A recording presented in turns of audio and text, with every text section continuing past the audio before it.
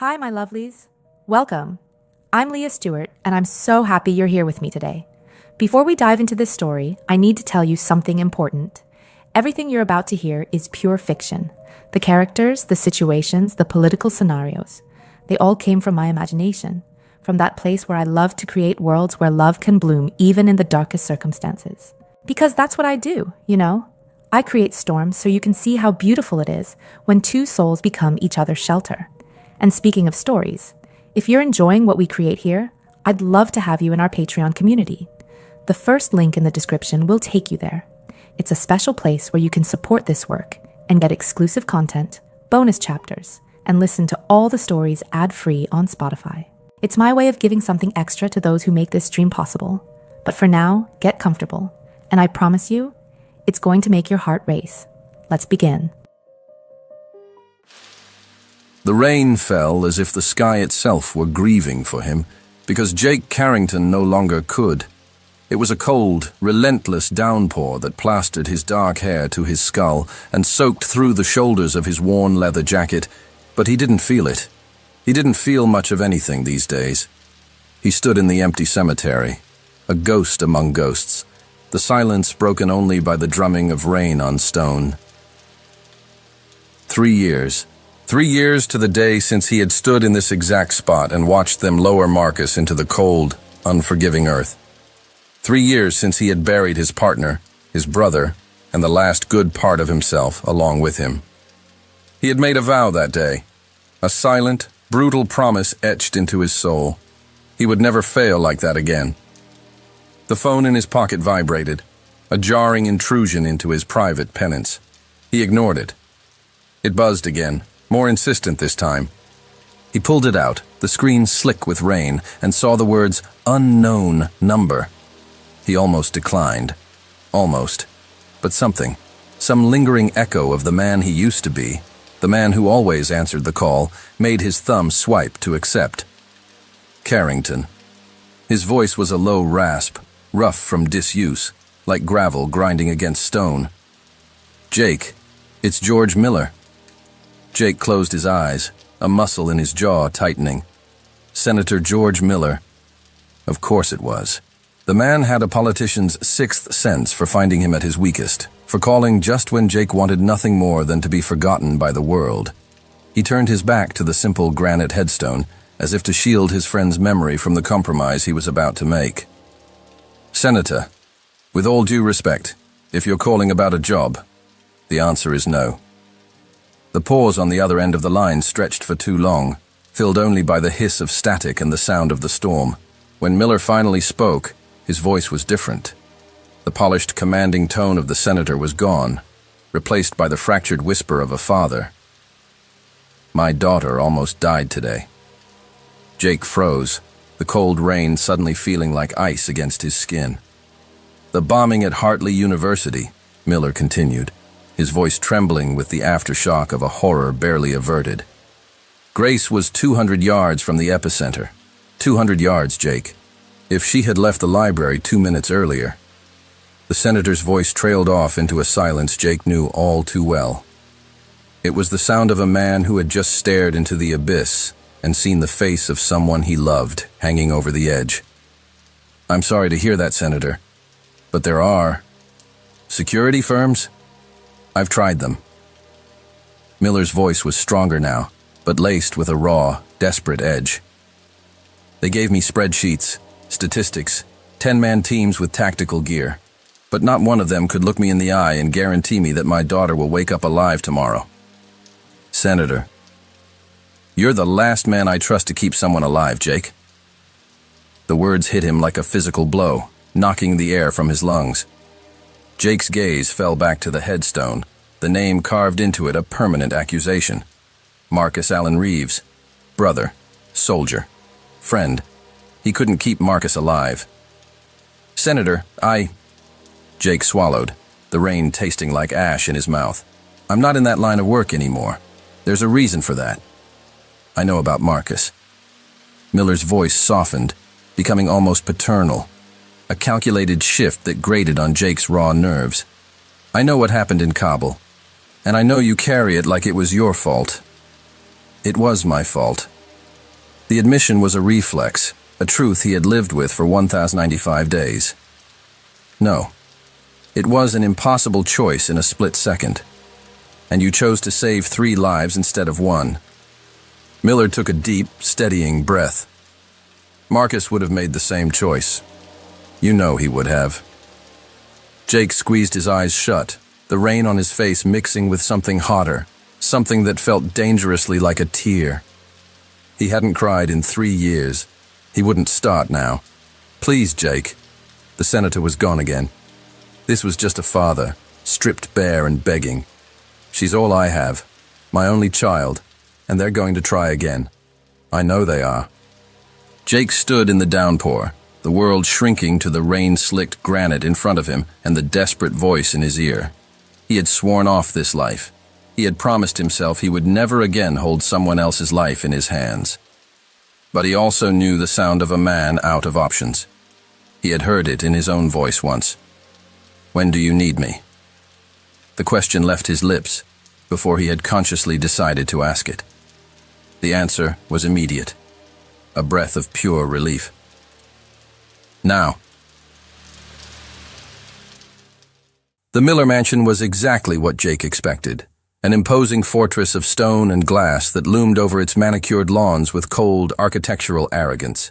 It was a place full of expensive furniture no one actually used, and rooms that echoed with a lonely, sterile silence. Senator Miller led him into the living room, a cavernous space with a fireplace large enough to stand in. A solitary figure was curled on the far end of a vast leather sofa. Grace Miller. She didn't look up when they entered.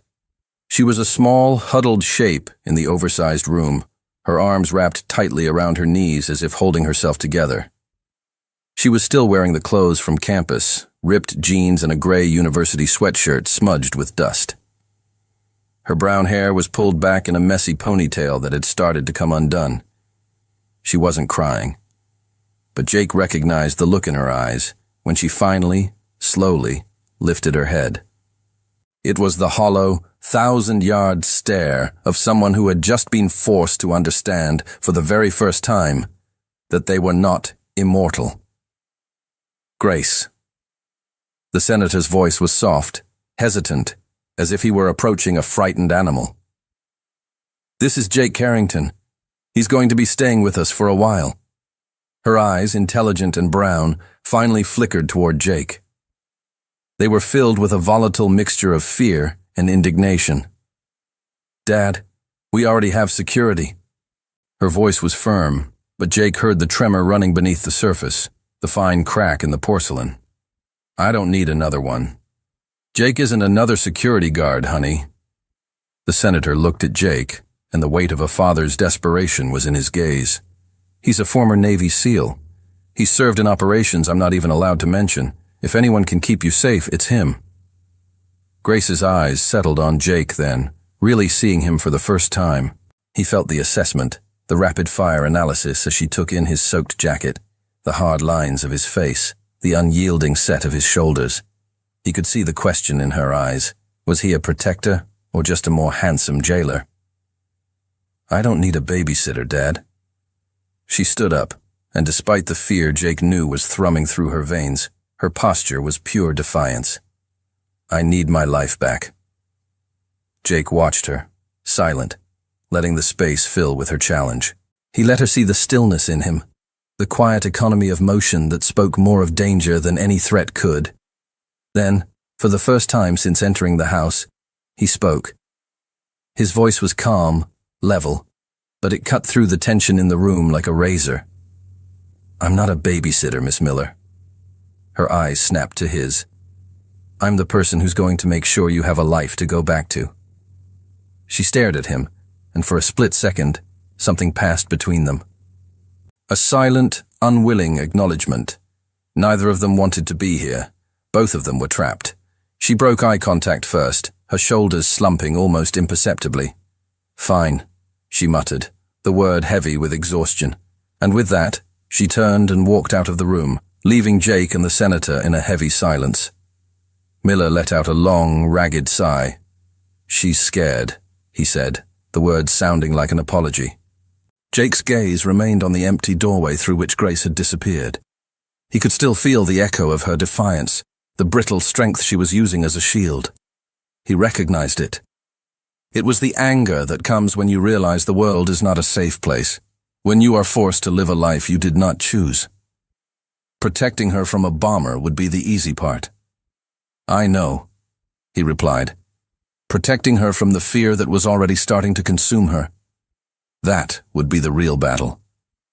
He took a slow breath, his senses expanding to fill the space. He noted the large glass windows facing the lawn, a sniper's dream, the multiple entry points, the way the silence of the house felt wrong, too quiet. He was already working. The job had already begun. As he started his initial sweep of the ground floor, moving with a silent purpose that made the senator take a step back, he found something no one else had noticed. Tucked under the back door, almost invisible against the dark wood of the threshold, was a plain white envelope. No stamp, no address. He picked it up, his fingers registering the crispness of the paper. Inside, a single sheet, a single sentence, printed in stark, block letters. "Tell Senator Miller his time is running out. Grace is next." Jake folded the note, his face a mask of stone. He slipped it into his inner jacket pocket, the paper a cold weight against his chest. He didn't show the senator. He didn't call out. The first rule of protection was absolute. Never let the target panic. And right now, everyone in this house was a target. Grace woke up with a predator in her room. That was her first thought, a primal jolt of terror that shot through her veins before she was even fully conscious. A dark silhouette stood in her doorway, motionless, just watching. Her heart hammered against her ribs, a frantic bird trapped in a cage, a scream built in her throat, hot and sharp. She sat bolt upright, pulling the covers to her chin like a child's shield, the scream ready to tear loose. And then her sleep-fogged brain registered the shape, the broad shoulders, the unnerving stillness. Jake Carrington. The scream died, replaced by a surge of indignant fury. "What are you doing in my room?" Her voice came out higher than she intended, thin and brittle in the pre-dawn quiet. He didn't move from the doorway, a sentinel carved from shadows. His voice, when it came, was a low, dispassionate rumble that seemed to absorb the light in the room. "Checking exit routes. Your window gives direct access to the roofline of the West Wing. It's a primary vulnerability." Grace clutched the comforter tighter, suddenly, intensely aware that she was wearing nothing but an old, threadbare university t-shirt and shorts. She could feel his gaze sweeping the room, not with interest, but with a cold, clinical assessment that was somehow more invasive. "You can't just walk in here." "I can. And I will." He finally moved, stepping into the room with a silent, fluid grace that was unnerving. He walked to her window, his back to her, and tested the lock with an efficient mechanical precision. The click of the latch echoed in the silent room. From now on, there are rules. He turned to face her, and the first, weak light of dawn filtering through the window caught his face. For the first time, she saw his eyes clearly. They were blue, not a warm sky blue, but the cold, clear blue of glacial ice, hard, deep, unyielding. "Rule 1, he said, his voice leaving no room for argument. "You go nowhere without notifying me. Rule 2, you don't open doors, windows, or accept packages. Rule 3, if I say get down, you get down. No questions." She stared at him, incredulous. The sheer unapologetic arrogance of it was breathtaking. "Are you serious?" A flicker of something, not amusement, but a deep, weary patience, passed through his eyes. Completely. The days that followed were a silent, suffocating war. Jake was her shadow, a constant, brooding presence that followed her from the gilded cage of the mansion to the sprawling, suddenly threatening grounds of the university. He was never more than 10 feet away. He never smiled. He never relaxed. He was a walking, breathing embodiment of her new reality, a constant reminder that her life was no longer her own. Grace tried to ignore him. She tried to pretend he was just part of the scenery, a piece of furniture. but it was impossible to ignore a man who seemed to take up all the oxygen in a room simply by existing. His presence was a physical weight, a low hum of controlled energy that set her teeth on edge. One afternoon, in the hushed, cathedral-like silence of the main library, she felt his presence before she saw him. The subtle shift in the air, the way a few heads turned. He appeared at her table, moving with that silent, predatory grace, and placed 2 steaming paper cups on the polished wood. He slid one toward her without a word. Grace stared at the cup as if it were a snake. Then she looked up at him. "I didn't order coffee." "I know." He took the seat opposite her, his large frame making the antique library chair look like a child's toy, those glacial blue eyes fixed on her. "You've been here for 4 hours. Your preferred drink is a vanilla latte, no extra sugar." A cold prickle of unease went down her spine, sharper than any fear she'd felt before. This was different. This was intimate. "How do you know that?" "It's my job to know." There was no pride in his voice, no arrogance. It was a simple statement of fact, delivered with the emotional warmth of a weather report. And in that moment, Grace understood. Jake Carrington wasn't just guarding her body, he was studying her. He was learning the rhythm of her life, the patterns of her habits, the small details that made her who she was. The thought was simultaneously the most comforting and the most terrifying thing she had ever known. That night, she woke again. But this time, it wasn't Jake's silent presence that pulled her from sleep. It was a sound, a sharp, shattering noise from downstairs. Her heart leaped into her throat. She slid out of bed, her bare feet silent on the thick carpet. The house was dark, wrapped in a deep, oppressive silence that felt wrong. She crept to her door, opening it a crack. The hallway was an inky black maw. "Jake?" she whispered, the sound swallowed by the darkness. No answer. Her blood ran cold. She moved down the grand staircase, every nerve screaming. Each step creaked under her weight, the sound deafening in the stillness. The living room was empty, moonlight painting silver stripes across the expensive rugs. The kitchen was a void. Then she saw it. The French doors leading to the back terrace were slightly ajar, a sliver of cold night air seeping in, carrying the scent of rain and damp earth. "Jake!" she called again, her voice louder this time, laced with a panic she couldn't control. A hand clamped over her mouth from behind. A scream was choked off before it could form. A strong arm wrapped around her waist, pulling her back against a wall of solid muscle. She struggled, a wild, frantic terror surging through her. "It's me!" The voice was a low, urgent growl in her ear, the breath hot against her skin. "Don't make a sound." "Jake." The relief was so absolute, so total, that her knees almost buckled. He held her steady, his body a shield behind hers. He guided her into the deeper shadows of the kitchen, pressing her back against the cool marble of the center island. She could feel the heat of his body seeping through her thin t-shirt, the controlled rise and fall of his chest against her back. "There's someone on the grounds," he whispered, his voice barely a vibration against her ear. "Stay low, and stay quiet." She trembled, not from cold, but from pure, unadulterated terror. He moved away from her for a fraction of a second, and she heard a soft, metallic slide. When he moved back into her line of sight, he was holding a gun. The moonlight glinted off the dark metal, and it looked like a natural extension of his hand. He moved through the kitchen with a silence that was terrifying in its own right, each step deliberate, a predator stalking its prey. Grace held her breath, watching him melt into the darkness near the open doors. She heard voices, low, muffled. A man's voice, then Jake's, a sharp, quiet command. Seconds stretched into an eternity. Then he was back, appearing out of the shadows as silently as he had entered them. He was alone. The gun was gone, tucked back into the waistband at the small of his back. "It's over," he said, his voice still low. "One of your father's new security team, doing a late patrol." He dropped a terracotta pot. Grace let out a breath she didn't realize she'd been holding. The release of tension was so intense her legs finally gave way. Jake was there before she hit the floor, his hand shooting out to grip her elbow, his touch firm, steadying. "Are you okay?" She looked up at him, and for the first time, she saw a crack in the glacier. In the dim moonlight, she saw something beyond professional coolness in his eyes. It was concern. Real, undiluted concern.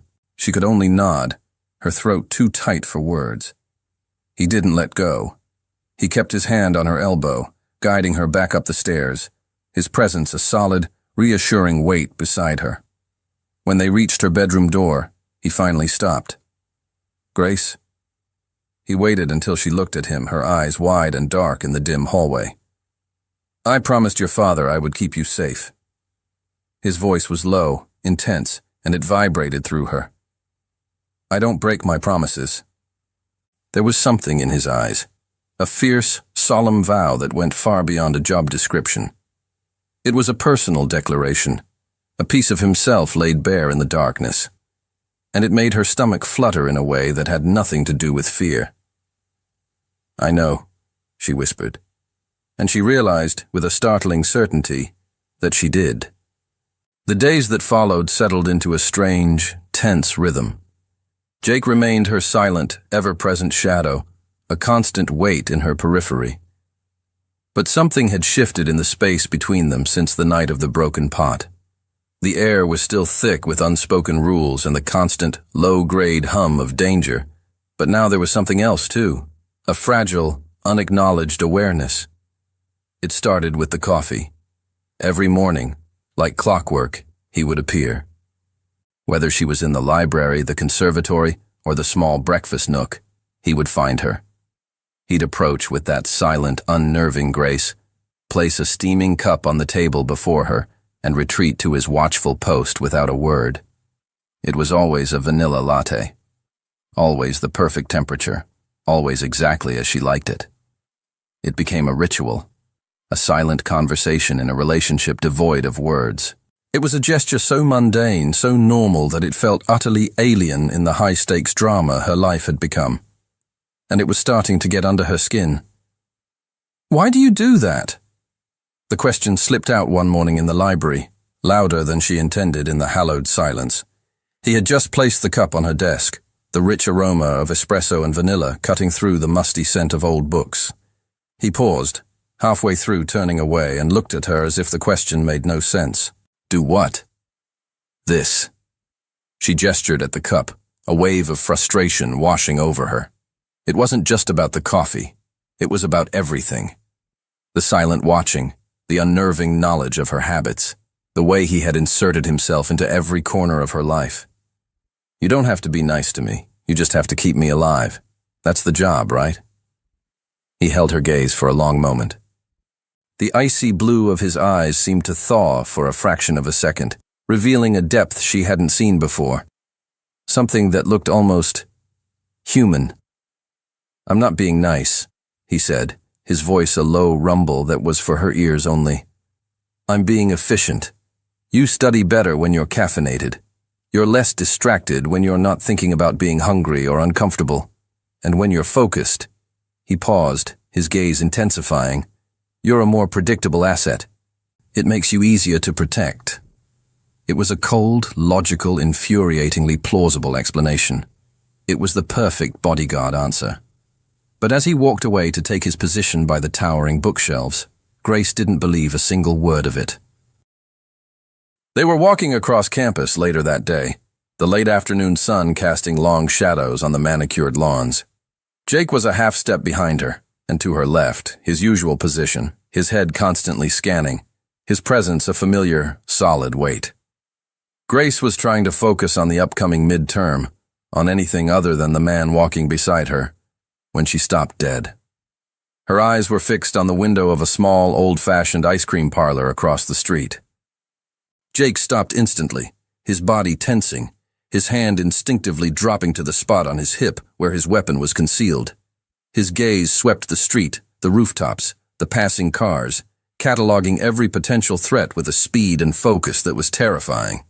Only when he was satisfied there was no immediate danger did he follow her line of sight. Inside the shop, A family was bathed in the warm, golden light. A father, a mother, and a little girl, maybe 6 years old, with a smear of chocolate ice cream on her chin. The mother was laughing as she gently wiped the girl's face with a napkin. The father was leaning back, capturing the moment with his phone, a look of pure, unadulterated adoration on his face. It was a scene of such simple, perfect happiness that it felt like a punch to the gut. "Grace?" Jake's voice was soft, pulling her back from the window, back from the memory. "What is it?" She blinked, the image fracturing, the warmth fading. She felt a flush of embarrassment, realizing she had been staring. "Nothing, I just—" The words caught in her throat, thick with an emotion she couldn't name. It was loss. A deep, aching loss for a life she barely remembered. Jake didn't push. He just waited, his presence a silent, steady anchor in the swirling current of her emotions. "I used to do that," she finally said, her voice a near whisper, her gaze still fixed on the shop. "When I was little. Before everything. My dad would take me for ice cream. Every Saturday. It was our thing." She gave a small, watery smile that didn't reach her eyes. "He always got chocolate. I always got vanilla. My mom used to say we were creatures of habit." The quiet ache in her voice was unmistakable. It was the sound of nostalgia laced with grief, the pain of remembering something precious that had been irrevocably lost. "Come on," Jake said, the words surprising them both. She turned to look at him. "What?" He didn't answer. He simply took her arm, his grip firm but gentle, and started walking across the street, his body a shield between her and the traffic. He opened the door to the ice cream parlor, a small bell chiming overhead, and guided her inside. "But this isn't on the schedule," she protested weakly, the scent of sugar and waffle cones overwhelming her senses. "I'm changing the schedule." Inside, the air was warm and sweet. The family she had been watching was just leaving, the little girl waving a sticky hand in their direction. Grace found herself smiling back, a real smile this time. She ordered a single scoop of vanilla with chocolate sauce. Jake ordered the exact same thing. It wasn't a question. It wasn't a choice he seemed to ponder. It was a simple act of solidarity, a quiet statement that said, "I'm with you in this." They sat at a small table in the corner. Jake, out of habit, took the seat with his back to the wall, his eyes never truly leaving the door, but his attention, she realized with a jolt, was entirely on her. "Tell me about before," he said, his voice quiet, encouraging. Grace stared down at her melting ice cream, tracing patterns in it with her spoon. "Before what?" "Before all of this." He made a vague gesture that encompassed the world outside the shop. The invisible threats, the security protocols, the weight of her father's name. It took her a long time to answer. When she did, her voice was distant, as if she were narrating a story about someone else entirely. "I was 8 when my dad became a senator. Before that, we were normal. We lived in a normal house in a normal suburb. I went to public school. I had sleepovers with my friends. My mom made pancakes on Sundays, and my dad taught me how to ride my bike in the park." She paused, taking a small bite of ice cream, but Jake doubted she tasted it. "And after?" he prompted gently. "After, everything changed." She looked up at him, and he saw a profound, ancient loneliness in her young eyes. "We moved into the mansion. There were security guards everywhere. I had to switch to a private school where everyone knew who my father was. No more sleepovers. No more trips to the mall alone. No more—" She trailed off. "No more living." Jake felt a familiar tightness in his chest. He knew what it was like to live in a cage, even a gilded one. "What about your parents?" he asked, though he could already guess the answer. "They started fighting. A lot." Her fingers tightened around the cold spoon. "My mom, she didn't agree with his politics. She said he was changing, that the power was changing him.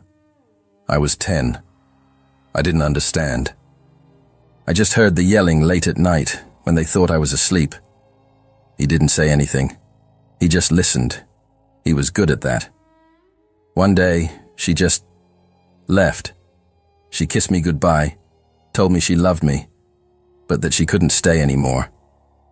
Grace's voice cracked, just for a second, a tiny fissure in her carefully constructed composure. She called sometimes, birthdays, holidays, but it got less and less. Eventually, I just stopped waiting for the phone to ring. She finally looked at him, her face raw with a vulnerability he had never seen. You know the worst part? I don't even blame her. Sometimes I look at the life my father built, this fortress, and I think I'd run away too if I could. Jake's hand moved before his brain could stop it. He covered her hand on the table, his larger, calloused hand completely engulfing hers. The touch was firm, solid, an anchor. You're not trapped, Grace. She let out a humorless laugh. Aren't I? I have a bodyguard who follows me to the bathroom. People are trying to kill me. My father is still trying to control every aspect of my life. No, Jake said again, his voice more forceful. You're in danger. That's different from being trapped. Danger is temporary. When this is over. He hesitated, then pushed forward. When this is over, you can choose any life you want. And you? She asked, her voice soft. She turned her hand under his, her fingers tentatively lacing with his. The simple gesture sent a jolt through him. When this is over, what do you choose? Jake looked down at their joined hands. His, scarred and hardened from years of holding weapons, of carrying the weight of other men's lives. Hers, delicate and small, yet holding on with a surprising strength. I don't think men like me get to choose, he said, the words tasting like truth in his mouth. I think we just keep moving forward. That's sad. It's realistic. She squeezed his hand. Well, when this is over, I want you to choose something. Something just for you. Not a mission, not redemption. Just something that makes you happy. He looked at her then. Really looked at her. He saw the woman who had grown up in a golden cage but refused to let her spirit be broken. The woman who mourned a living mother but still had the courage to care. The woman who was surrounded by danger but still found time to stop in front of an ice cream shop and remember how simple things used to be. And he realized, with an alarming, gut-wrenching clarity, that he might have already chosen her. The thought was so dangerous, so far outside the rigid lines of his control, that he pulled his hand back as if burned. He stood up abruptly, the chair scraping against the floor. We should go, he said, his voice once again cool, professional. The walls were back up, but as they walked out of the shop and back into the fading sunlight, he couldn't shake the feeling of her fingers laced with his. And he knew, with a certainty that terrified him, that one of his rules, the most important one, had just been broken. Never get emotionally involved. It was too late. Grace woke to a hand on her shoulder. Not gentle. Urgent. She gasped, her body lurching from a deep sleep into instantaneous, heart-pounding alertness. Jake was leaning over her, a dark shape against the faint moonlight filtering through her window. His face was close, his blue eyes burning with an intensity that stole the air from her lungs. Get dressed. Something warm, he commanded, his voice a low, controlled growl that tolerated no argument. We have 10 minutes. There was no room for questions. The sharp, diamond-hard edge in his tone told her everything she needed to know. Danger. Now. Move. Her body responded before her mind could catch up. She scrambled out of bed, her legs heavy with sleep, and fumbled for the first thing she could find. Jeans, a thick wool sweater, hiking boots. The simple act of pulling on clothes felt clumsy, her fingers thick and uncooperative. By the time she stumbled downstairs, heart hammering against her ribs, Jake was already by the front door. A black duffel bag she'd never seen before was slung over his shoulder, and he held another, smaller one out to her.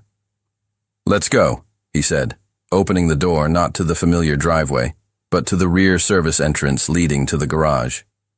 A black, nondescript SUV she didn't recognize was already running, its engine a low, impatient thrum in the pre-dawn stillness. He opened the passenger door for her. "Get in." She obeyed without hesitation. Not because she was afraid of him, but because she realized with a startling jolt of clarity, she trusted him. Completely. The realization was as unnerving as it was absolute. Somewhere between the shared coffee and the silent understanding in the ice cream shop, a fundamental shift had occurred. Jake drove with a focused, lethal calm. No music, no explanations. Just the sound of the engine and the rhythmic click of his eyes darting from the road to the rearview mirror and back again, every 3 seconds, like a metronome counting down to something she couldn't see. Grace didn't ask where they were going. She just watched the familiar, opulent landscape of her neighborhood give way to highways, then to country roads, the world outside the window dissolving into a dark, speeding blur.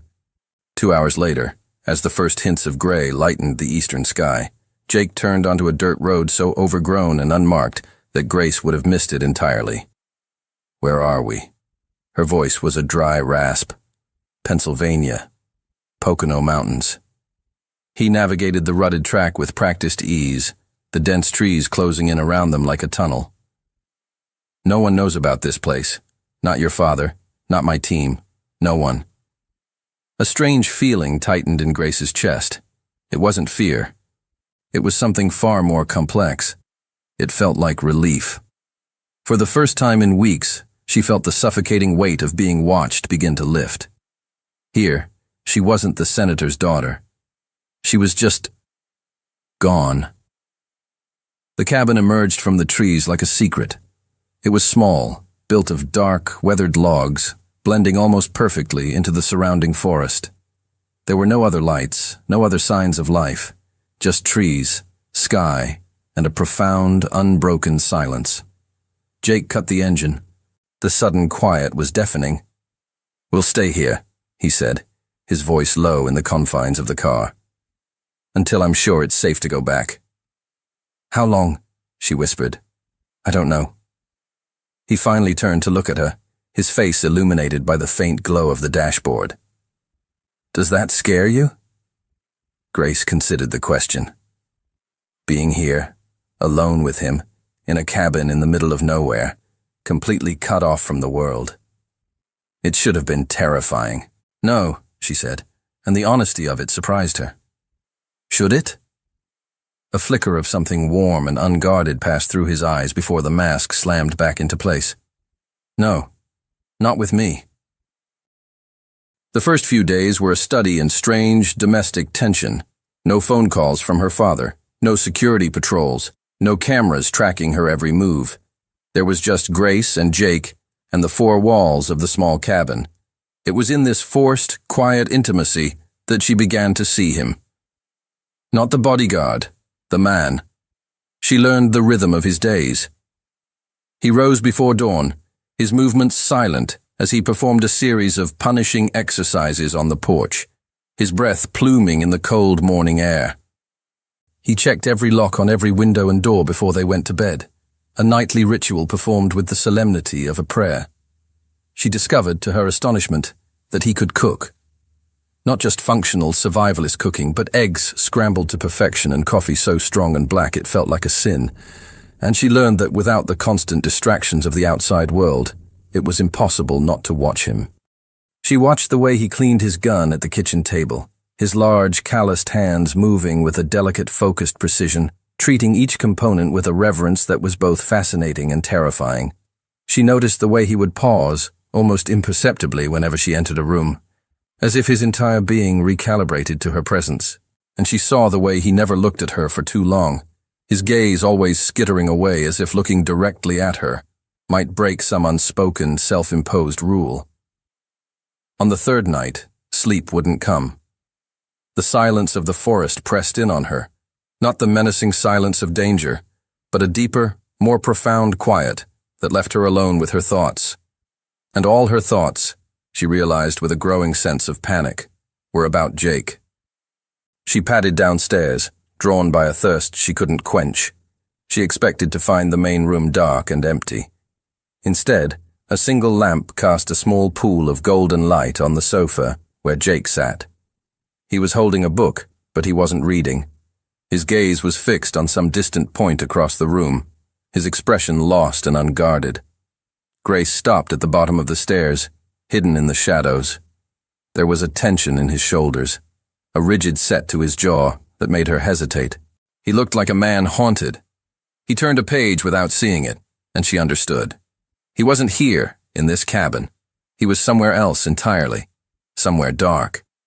Moving on silent feet, she went to the kitchen, filled the kettle, and found a box of chamomile tea, the only kind that had ever helped her sleep as a child. When she returned with 2 steaming mugs, the clink of ceramic against the wooden coffee table made him blink, as if waking from a trance.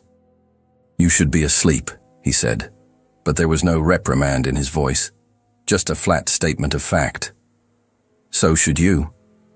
She sat on the sofa, not too close, but close enough to feel the heat radiating from his body, and handed him a mug. His fingers brushed against hers as he took it, a fleeting touch that sent a spark up her arm. Her eyes fell to the book in his lap. The cover was worn, the pages yellowed and soft with age. "What are you reading?" He looked down at the book as if he'd forgotten it was there. "Ah, this." He ran a thumb over the frayed spine. "It's not really my thing." "Then why are you reading it?" He was silent for so long she thought he wouldn't answer. When he finally spoke, his voice was so low she had to lean in to hear it. "It was Marcus's favorite, my partner." He swallowed, a difficult, painful motion. He read it after every deployment, said it helped him remember that the world was more than just blood and ruins. Grace's heart ached for him. "After he died, I took it. I thought if I read it, maybe—" He stopped, his jaw working.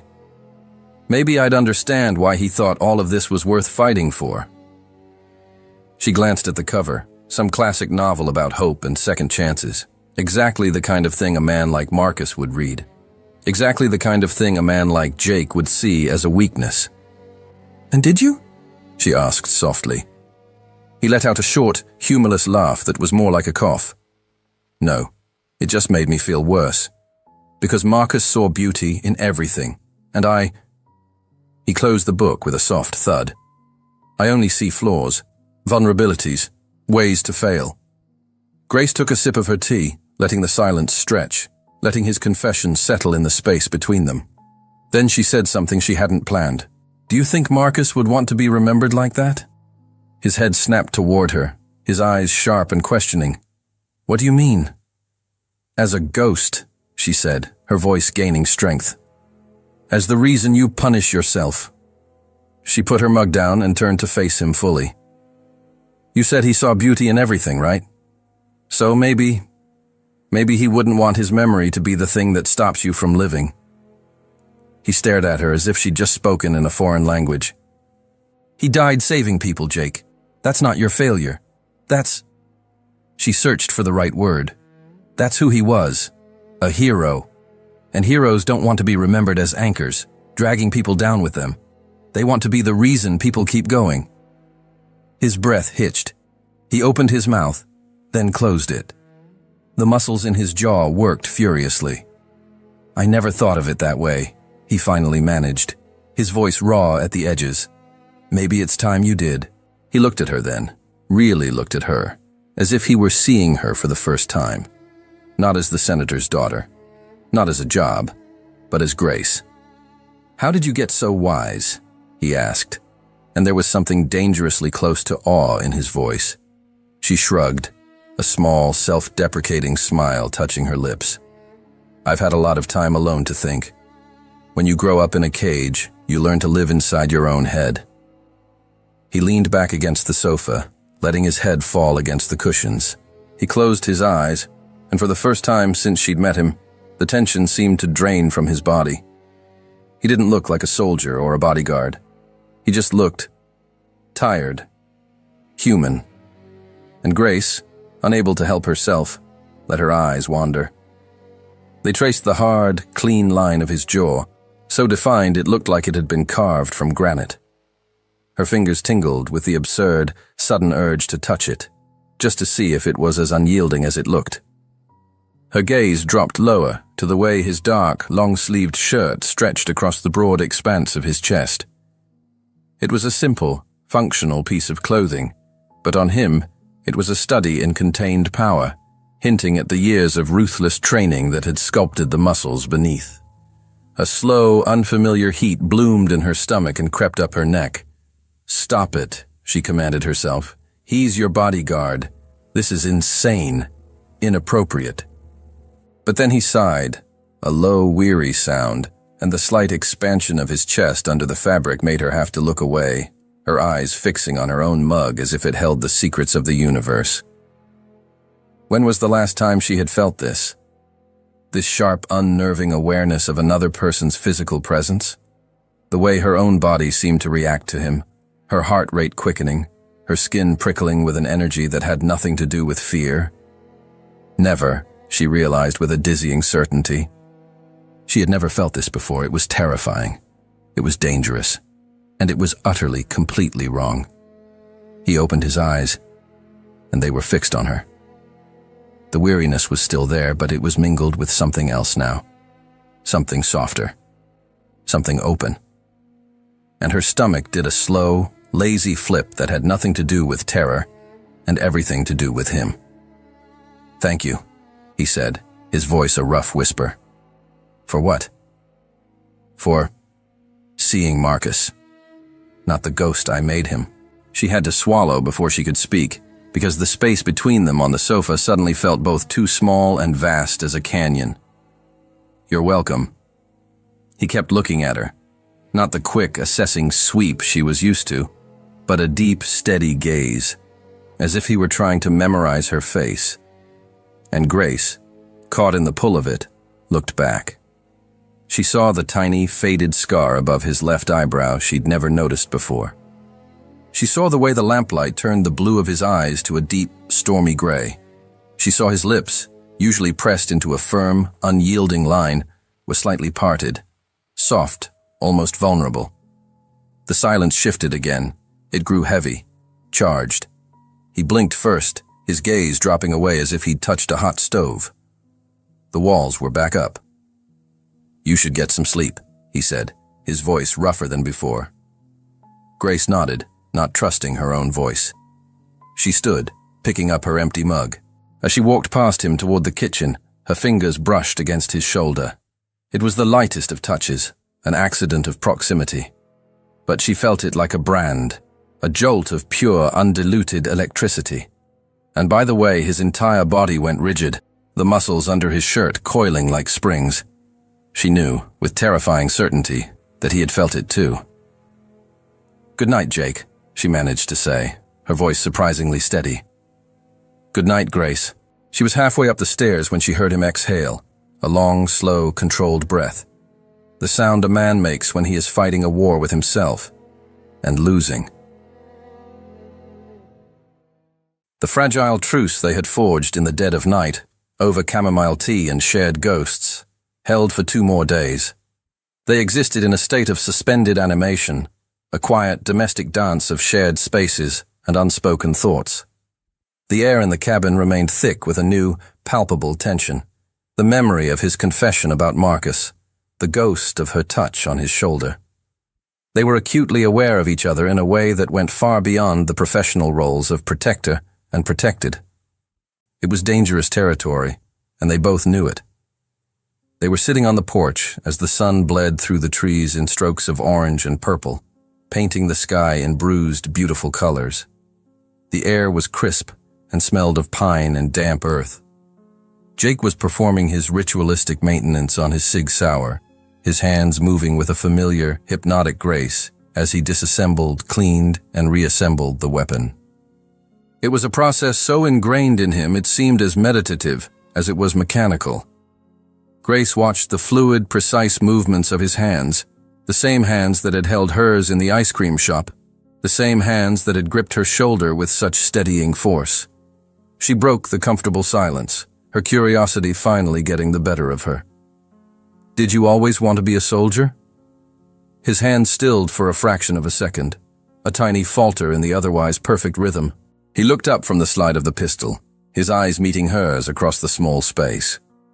"No," he said, the word surprisingly soft. "I wanted to be an architect." Grace blinked, the answer so unexpected it felt like a non sequitur. "Really?" A ghost of a smile, so faint it was barely there, touched his lips. "Really? I loved drawing buildings when I was a kid. Straight lines, solid structures. Everything made sense on paper." "What changed?" she asked, leaning forward, genuinely intrigued by this glimpse into the man he might have been. The smile vanished. He returned his focus to the gun, the pieces clicking back into place with finality. "My older brother enlisted. He was killed in an ambush in Iraq when I was 19. He paused, his hands still. "I signed up 3 months later." The weight of the confession settled between them, heavy and cold. "You wanted revenge?" she asked softly. "I wanted purpose," he corrected, his voice flat. He finished reassembling the pistol and set it aside, the movement deliberate. "I thought if I could save other families from what mine went through, maybe his death would mean something." "And did it?" He finally looked at her again, and in the fading light, she saw a raw vulnerability in his eyes that made her own heart ache. "I don't know. I saved a lot of lives. I lost a lot too." His voice dropped to a near whisper. "In the end, I'm not sure I made any difference at all." An almost overwhelming urge to reach out, to touch his hand, to offer some small comfort, surged through her. But before she could move, before she could break the invisible barrier between them, the sharp, jarring ring of his satellite phone shattered the moment. He answered, his entire demeanor shifting in an instant. The vulnerable man was gone, replaced by the cold, efficient soldier. His face hardened, his eyes narrowing. "When?" A pause, his jaw tightening. "How close?" Another, longer pause. "Understood. Activate Protocol Delta." He snapped the phone shut and was on his feet in one fluid, explosive motion. "What is it? What happened?" Grace asked, scrambling to her feet, the familiar, sickening grip of fear tightening in her stomach. "They found us." Jake was already moving, a whirlwind of controlled, purposeful action. He grabbed the pre-packed duffel bags, checked the load on 2 pistols, his movements economical and terrifyingly fast. "We have 20 minutes, maybe less." Grace froze, her mind going blank with panic. The cabin, their safe house, their tiny island of peace, had been breached. "Grace." He was suddenly in front of her, his hands gripping her shoulders, his touch firm, grounding her. "Look at me." She forced her eyes to meet his. The glacial blue was now burning with a fierce, focused light. "I will not let anything happen to you. Do you understand me?" His voice was a low, intense command that vibrated through her. "But you have to trust me. Completely." She could only nod, her throat too tight to speak. "Good." His grip tightened for a second, a silent promise. "Now get your bag, we're leaving."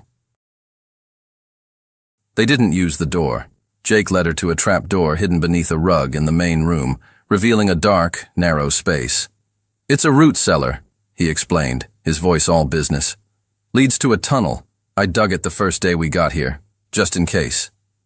The tunnel was claustrophobic, smelling of damp earth and fear. Grace followed him blindly, one hand clutching the back of his jacket, his solid form the only thing she could focus on in the suffocating darkness. When they finally emerged, gasping in the cold night air, they were nearly a quarter mile from the cabin, hidden in a thicket of trees. A second, identical SUV was concealed under a camouflage tarp. He helped her in, then paused, looking back in the direction of the cabin, now invisible through the dense woods. "Jake?" she called, her voice trembling. "What's wrong?" "They shouldn't have found this place." His voice was dangerously quiet, controlled in a way that was more frightening than any shout. "No one knew we were here. Not your father, not my team. No one."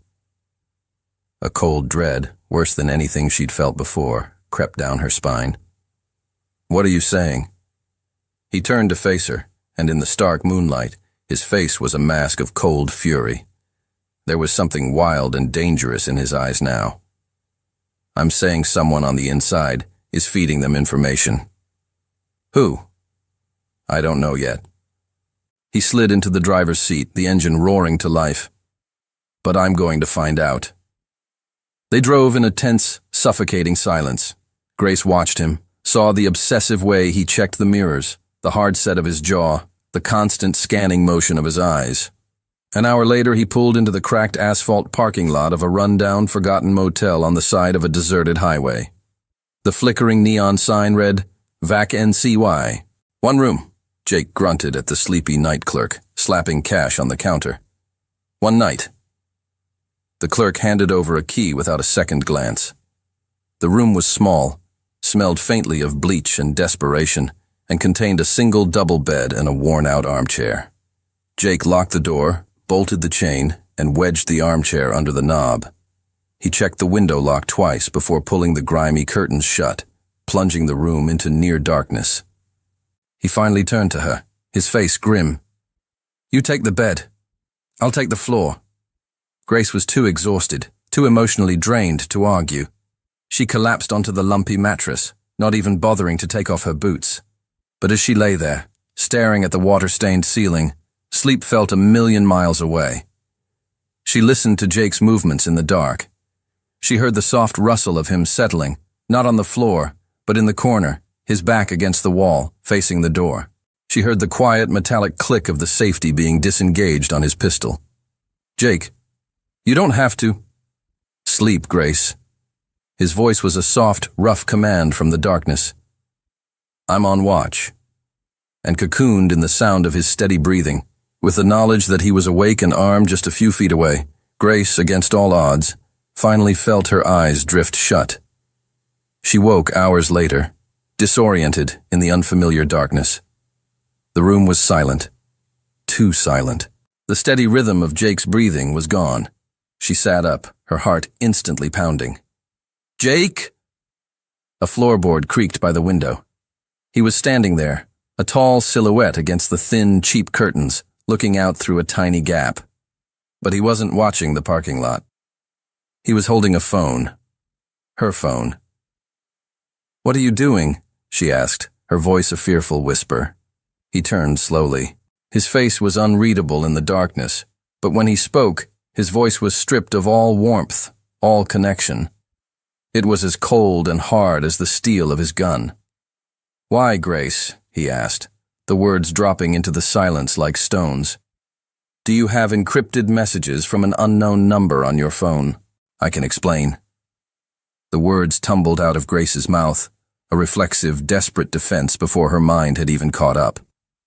The air in the small, stale motel room crackled with accusation. Jake hadn't moved from the window, a towering, judgmental silhouette against the sickly orange glow of the parking lot lights. Then explain. His voice was flat, devoid of emotion. It was the voice he used to issue commands, to assess threats. It was not the voice of the man who had told her about his brother, who had shared a moment of quiet grief with her in the cabin.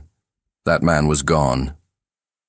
Grace swung her legs off the bed, her bare feet hitting the cold, worn carpet. Her body trembled, a combination of fear, exhaustion, and a new, sharp indignation. I started getting them a few months ago, before the bombing, before any of this. What kind of messages?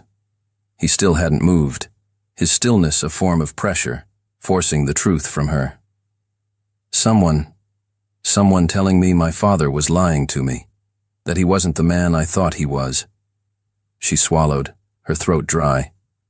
I thought it was just some crank, a political nutjob. I ignored them. But you didn't delete them. It wasn't a question. It was a verdict. No, How could she explain the complicated mess of her feelings, the lifetime of quiet doubts about her father, the man of secrets and shadows? Part of me wanted to believe it was all lies, but another part, a small traitorous part, wondered if it was true. He finally moved, crossing the small room in 2 silent strides. He didn't loom over her. He simply stood before her and held out his hand, palm up. The command was implicit. He held her phone out to her. "Show me." With trembling fingers, she took the phone, the familiar weight of it feeling alien in her hand. She unlocked it, her thumbprint barely registering, and navigated to the encrypted messaging app she had downloaded out of a morbid curiosity she now deeply regretted. She handed the phone back to him. He took it, his eyes scanning the screen, the only light in the room reflecting off his face, making him look like a stone carving. Grace watched him read, her heart pounding with each passing second. There were 5 messages in total, each one a small, poisonous dart. "Your father is not the hero he pretends to be. He has secrets that could destroy you. You are in danger. But not from who he says. The university bombing? He knew it was coming. Find the truth before it's too late." Jake read each one in a profound, unnerving silence. His expression didn't change, but she could feel the temperature in the room drop several degrees. When he finally looked up, his eyes were chips of ice. "Why didn't you tell me?" His voice was dangerously quiet. "Because I didn't know if I could trust you." The words burst out of her, fueled by weeks of fear and paranoia. "You work for him. He hired you. For all I knew, you were part of whatever this is." He stared at her for a long, agonizing moment. The silence stretched, thick and suffocating. She saw a war happening behind his eyes, a clash of protocol and something else, something personal. Then, almost imperceptibly, something in his expression shifted. The hard, accusatory edge softened, replaced by a weary, complicated understanding. "Grace." He took a step closer, his presence suddenly overwhelming in the small space. "My job is to protect you, not your father, not his political interests. You." "How can I be sure?" she whispered, the question a genuine plea. He reached out, his hand coming up to cup her chin. His touch was surprisingly gentle, his thumb stroking softly against her skin as he tilted her face up, forcing her to meet his gaze. "Because if I were working against you," he said, his voice a low, rough murmur that vibrated straight through her, "you'd already be dead." The brutal, unequivocal honesty of the statement hit her like a physical blow. It was terrifying. It was horrifying, and in the twisted logic of her new life, it was the most reassuring thing anyone had ever said to her. It was a truth as hard and real as the man standing before her. "Then help me," she whispered, the fight draining out of her, leaving only a bone-deep exhaustion. "Help me find out the truth. About my father. About all of it." He held her gaze for another second before letting his hand drop, breaking the connection. He paced the small room, a caged tiger, the contained energy radiating from him. "If we go down this road, you might not like what we find. I know." He stopped, studying her, his eyes searching her face for any sign of hesitation. Finding none, he gave a single, sharp nod. "Fine, but from now on, no more secrets. Not from either of us." "No more secrets," she agreed, the words feeling like a vow. By morning, the motel room had transformed into a makeshift command center. Jake, hunched over a sleek military-grade laptop that seemed to appear out of nowhere, worked with a silent, focused intensity. He was trying to trace the origin of the encrypted messages, his fingers flying across the keyboard in a language Grace didn't understand. The air was thick with the smell of stale coffee and unspoken tension. Hours passed. Grace watched him, fascinated and a little afraid. This was him in his element, not the silent shadow, not the reluctant confidant, but the hunter. Finally, his laptop emitted a soft, single beep. "Got it." His voice was flat, but Grace could see the tightness around his eyes. He didn't sound triumphant. He sounded disturbed. "What is it?"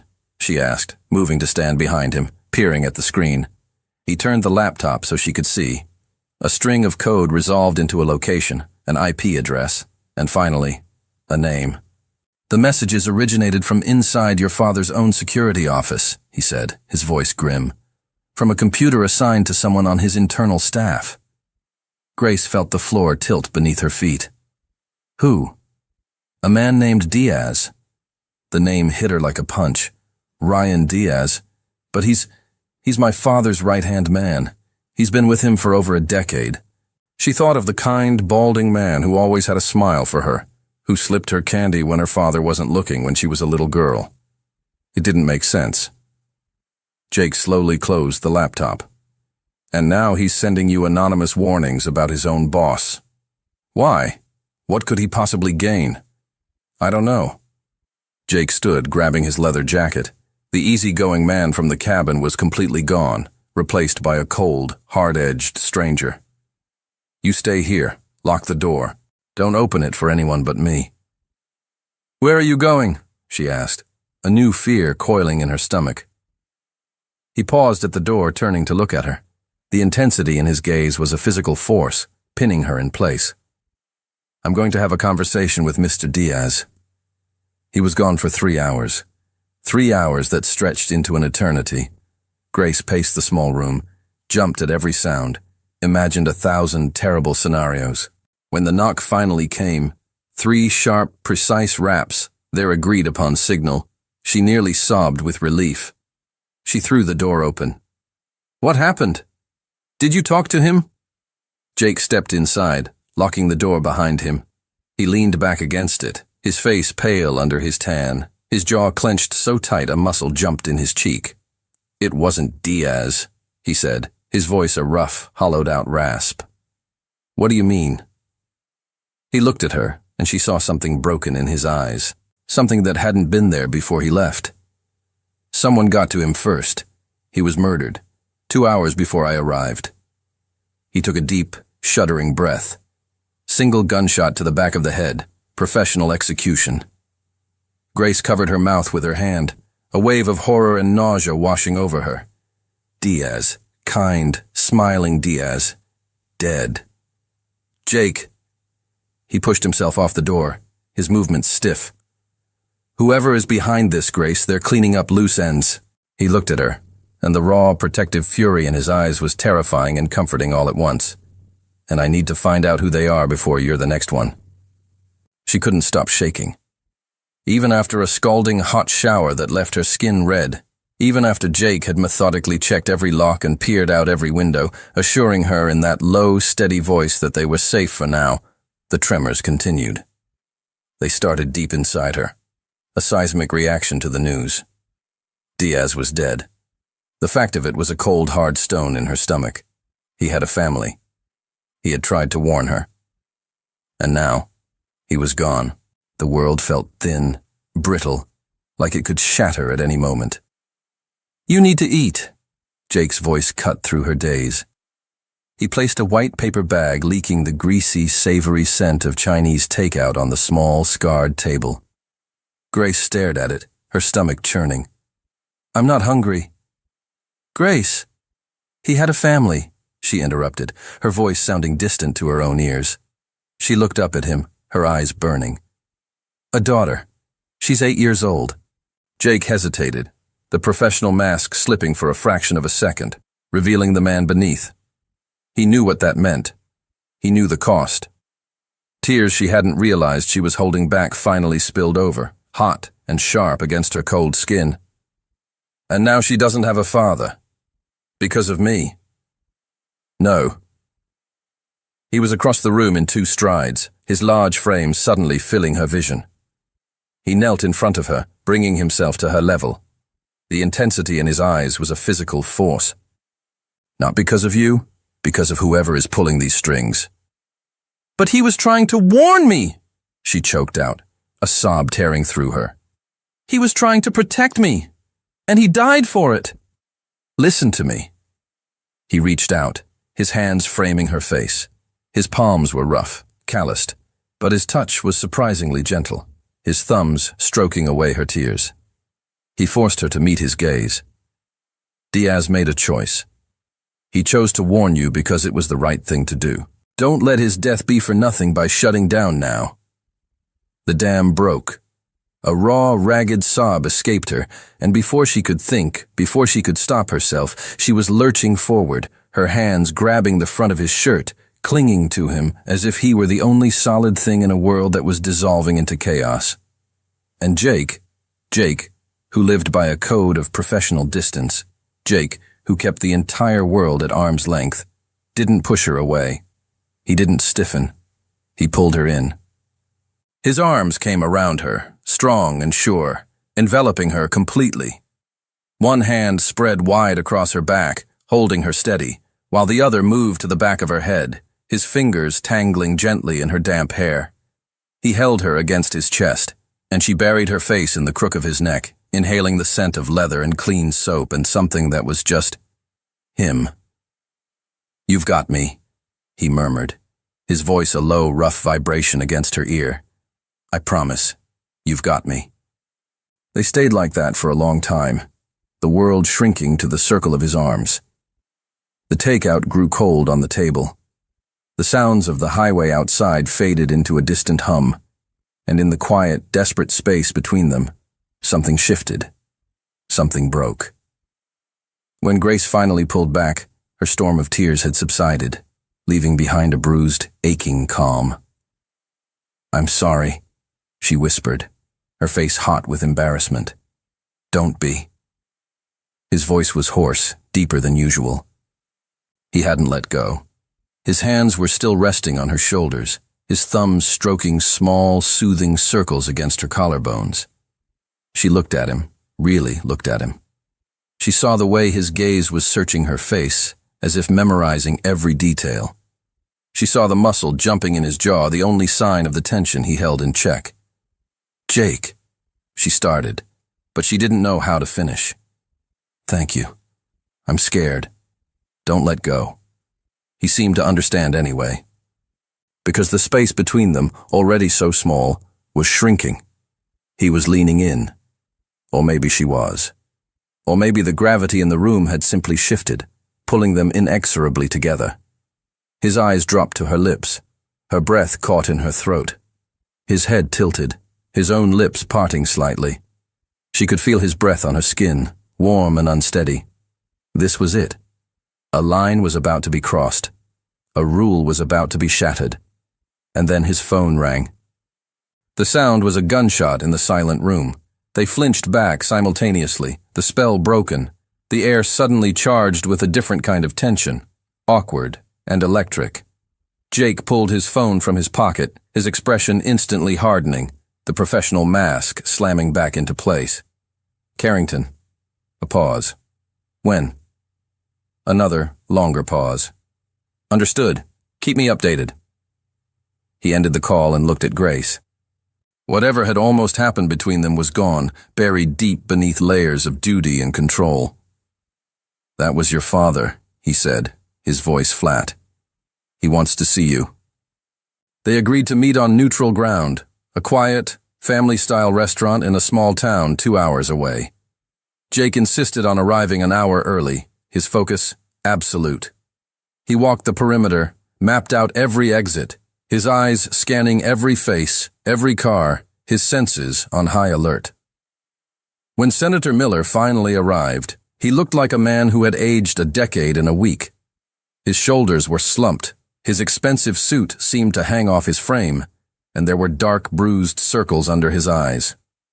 "Gracie," he said, his voice rough, using a childhood nickname she hadn't heard in years. A part of her, the little girl who remembered Saturday ice cream trips, wanted to run to him. But the other part, the woman who now knew about Diaz, stayed rooted to the spot. "Dad." They sat at a booth in the back corner. Jake stood 10 feet away, a silent, watchful statue. "I was so worried," Miller began, his hand trembling as he reached for hers across the table. Grace pulled her hand back. "You put a tracker on me." The senator blinked, taken aback. "To protect you, or to control me?" "Grace, whatever Carrington told you, it wasn't Jake." She leaned forward, her voice low and sharp. "It was Diaz, before he was murdered." The color drained from her father's face, leaving it a pasty, sickly gray. I didn't know about Diaz." "You didn't know he was dead? Or you didn't know he was sending me warnings about you?" Miller glanced around nervously, then lowered his voice to a conspiratorial whisper. "We need to talk. But not here. Not with him listening. He flicked his eyes toward Jake. A hot, white-hot anger flared in Grace's chest. If you have something to say to me, you can say it in front of him. He saved my life more times than I can count in the last week. Grace, you don't understand. Then make me understand. Her voice rose, sharp and clear, turning heads at nearby tables. Her father took a deep, shuddering breath. The terrorists, he said, his eyes darting around the room. They're not what you think they are. A cold premonition slid down her spine. What does that mean? He looked down at his hands on the table. It means the situation is more complicated than I let on. Complicated how? But before he could answer, Jake was at their table, his body a rigid wall of tension. We need to leave. Now. What? Grace started. Now. The raw, absolute command in his voice left no room for argument. He grabbed her arm, pulling her from the booth, already moving them toward the kitchen, toward the back exit he had scouted earlier. And that's when she heard it. The distinct, sickening sound of shattering glass. A collective gasp from the other diners. Screams. And then, an earth-shattering explosion that blew the world apart. The force of the blast threw them forward. Grace felt a moment of weightlessness, the roar of the explosion consuming all sound, all thought. Then she was on the floor, the air thick with smoke and the acrid smell of burning chemicals. Her ears were ringing, a high-pitched, painful whine. Jake was on top of her, his body a solid, living shield, protecting her from the rain of debris. He was shouting something, his mouth moving, but she couldn't hear a word over the ringing in her ears. He was hauling her to her feet, his arm a steel band around her waist, dragging her through the chaos. People were running, screaming. Sirens wailed in the distance, growing closer. When they finally stumbled out the back door into the cool, clean air, Grace saw the devastation. The entire front half of the restaurant was gone, replaced by a gaping, smoking maw. She twisted in Jake's grip, her eyes frantically searching the wreckage. My father! The booth where he had been sitting no longer existed. There was only rubble and dust and rising smoke. Dad! She screamed, trying to run back inside, but Jake's arms were like iron holding her back. Grace! No! My father!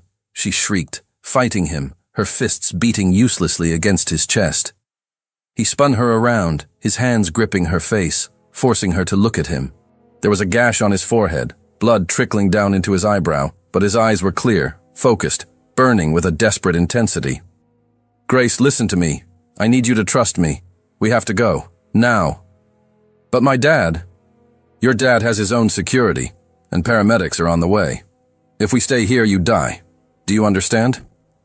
She stared at him, her vision blurred by tears, the world a dizzying, horrifying mess. She nodded, a single jerky motion. He pulled her toward the SUV. As they sped away, the last thing she saw in the rearview mirror was a kaleidoscope of red and blue flashing lights descending on the ruins, a swarm of fireflies rushing toward a fire that had already consumed everything. Her father was in there.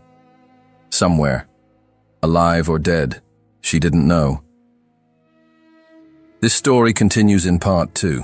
And look, what Jake is about to discover will change absolutely everything. Every truth, every lie, every single moment they've lived until now. Because sometimes, the people we love most are exactly the ones who keep the most devastating secrets. See you in part 2, where nothing will be as you imagine.